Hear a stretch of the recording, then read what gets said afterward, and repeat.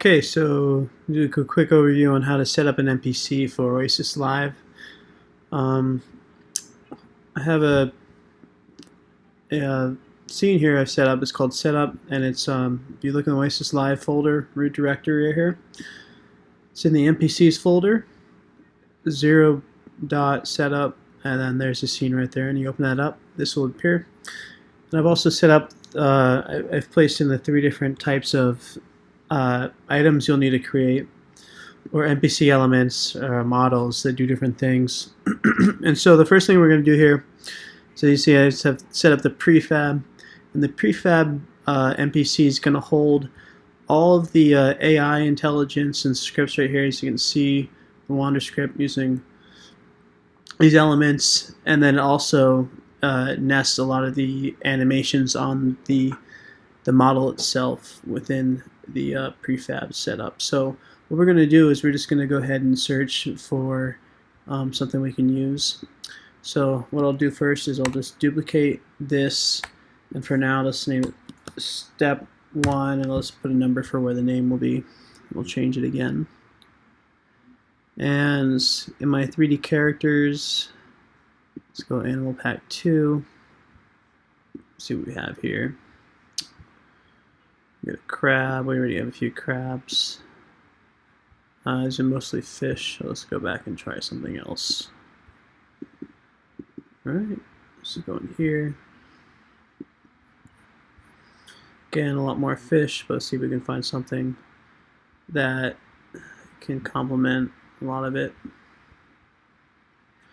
Oh, here's a lizard. That should be interesting. Alright, so we'll drag that guy in right here, and I'll drag him around to step 1. Already you can see he falls into place. The important things to do here is to make sure that he's zeroed out on top of the parent, which is step 1. And then what we'll do here is we'll zero that out as well. And one thing I like to do, click it and I'll press F to zoom in on where that is. One thing I like to do sometimes is I'll just remove this out of the parent, and it's going to break it, it's okay. But then I'll make this scale 1, 1, 1, just so I have it uniform. And now I can bring it back in. And since we don't need this second model anymore, we'll delete that. And we'll name this Green Lizard. Alright, so the biggest thing is that I'm going to make sure the size and scale's correct. So I'm not sure why he's being offset for this item, but you should always have him 0, 0. So that's actually the right placement for him. So for the size of the spider, let's bring him down just a little bit. We'll make him like a pretty big lizard, but not as big as the giant spider here. Alright, so it looks alright. So just eyeballing it out, and we can play around with that later on in the game. The key thing is to get relatively the right size, and if you can get them in the same, both in the 0, 0 position, size them up so they're complete. So now that's in place, I can take that toggle off and go ahead and just minimize this back to list view like that. And I'll close that up, go into Oasis Live, go into NPCs, I'll go into my prefabs right here, and this is all the first step prefabs, and I'll just drop the green lizard in here. Essentially, again, this is just setting up the first stage of the items that we'll have, and then moving forward we'll generate other things as well. So step 2 is to create the actual item. So do that. We're going to go into the Inventory Pro here, and you'll notice there's some errors down here. Now I'm just going to show you this, but just so you know, this you don't have to worry about. This is just not referencing the manager for the inventory, but we don't have that in the setup screen, we only use that really in the game, so it references the items we create.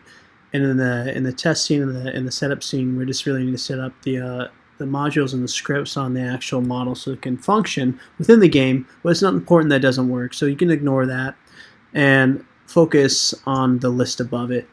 And first thing we'll do is we'll create an item.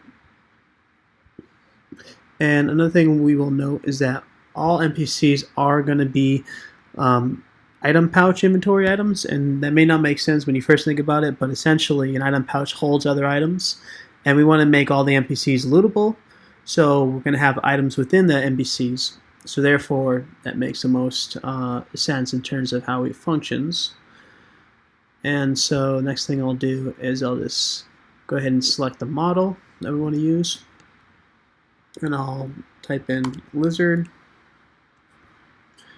And you got to be careful about which one you choose, because these are some of the ones that were set up before my existing prefab. So you look for how you named it, and you can also look when you select the model. There's a breadcrumb list where you can see where the file directory came from.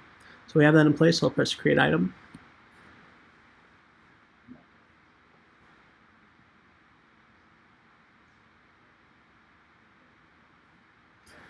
Okay, so about a few seconds later, we've created our new item, number 61.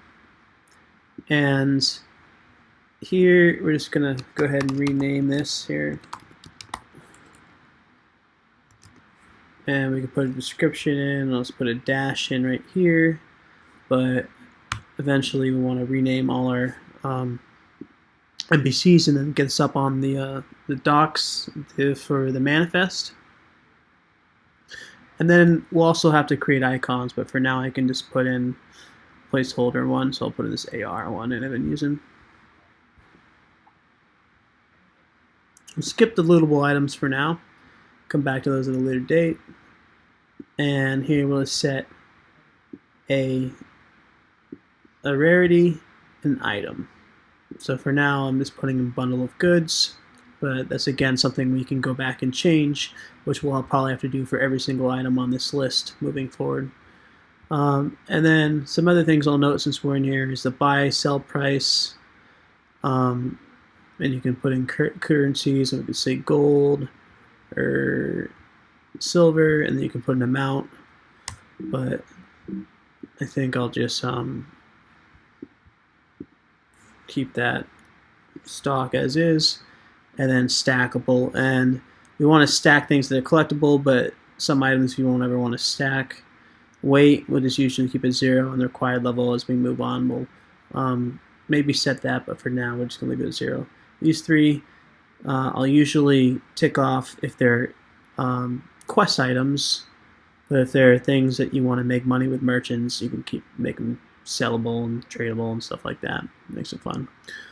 Okay, so we now have our new lizard, so you can see he's already made. We're just for labeling him, and so I press this little I right here, and the I will have me jump to where the actual item sits. And it's important that you don't mess with anything in this DevDog folder. This runs a whole inventory system, so really only use this I and copy what you need out. Then when you're done, I'm trying to get it back. Okay, when you're done, try to get back into the regular system.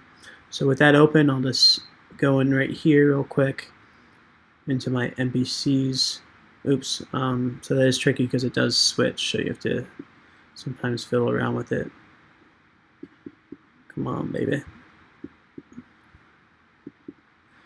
Okay, so I think I can just drag it in from here.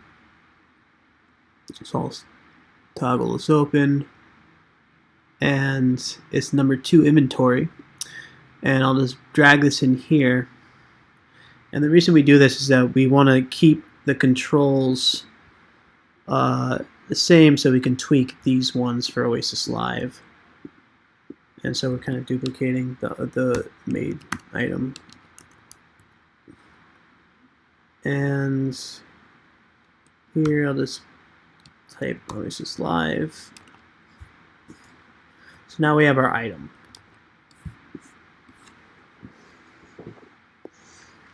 Okay, so there's one more thing we have to do in order to complete the NPC setup for the map and the instances.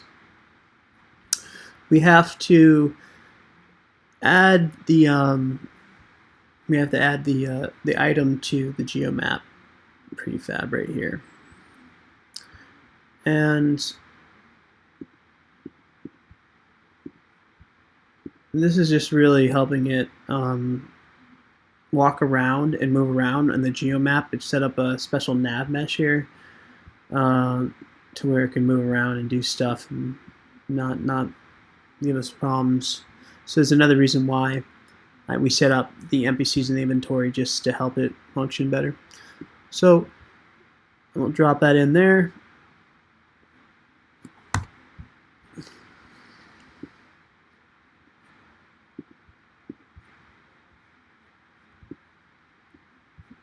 Okay, let's see what's going on. Okay, so we have them both in there.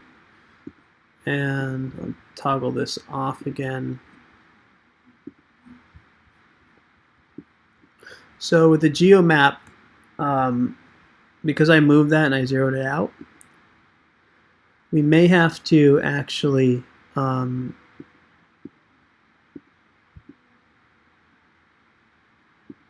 sorry, I want to do this. I want to duplicate this. That's what I want to do. Copy, paste. Alright, so I wanted to duplicate this one and just reuse this one is what I want to do. So step 3 there, and what I'll do here is I'll take my lizard and I'll drop it in there. That's what I was trying to do. Okay, yeah, so you see I already did it. Delete that, and we will name this one. If I go back to NPCs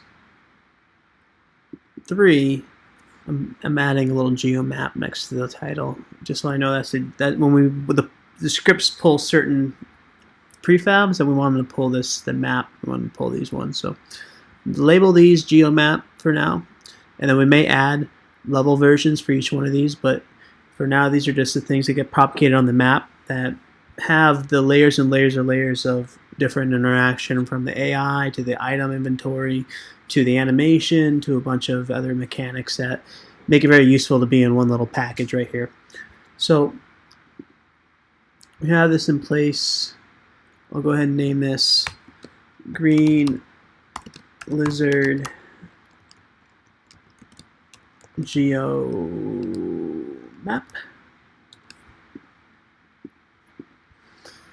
And I'll zoom in real quick, if it will let me. I think I'll probably pull this down and manually go in. So probably going to have to move this guy around, tweak them. We have to do that for every item. But if you can get it set up in this in hierarchy and have it saved out, tweaking's fine. I usually test this in the map, a map view, just to see how it functions. And so one thing I'll probably I'll set up in the setup right here is I'll do a setup and I'll do a map setup, or a test map, and then you'll be able to test the things you set up on the map and be able to tweak them.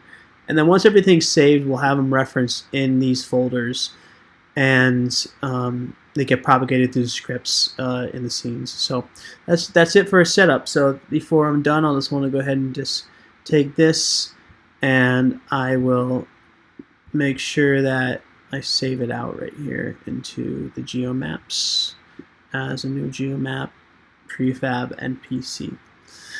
Okay, so that's it for the tutorial on how to save the geomap functions, or the NPCs. So thanks for watching.